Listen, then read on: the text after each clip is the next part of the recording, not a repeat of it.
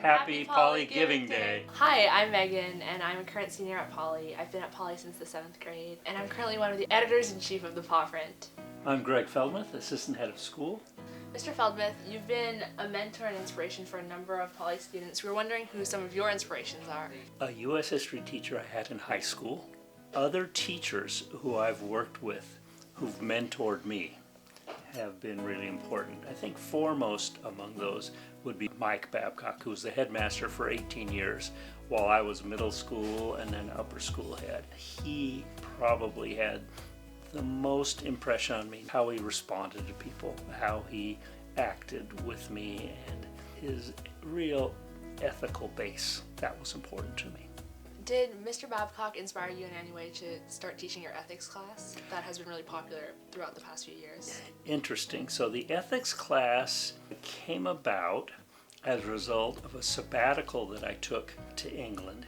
And he was the headmaster then. We used to take a semester-long sabbatical. So I came back to Poly wanting to have an ethics program here. And so that came about Mr. Babcock's last year. Speaking of Poly, what are some of the most memorable moments in your time as a teacher and administrator? Oh my.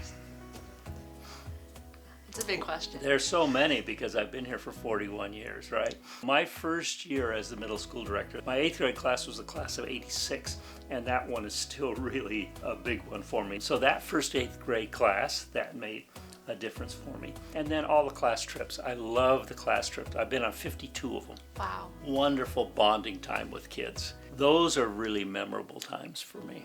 Mr. Feldmeth, how would you say that your time at Poly and your memories at Poly have shaped you into the person you are today?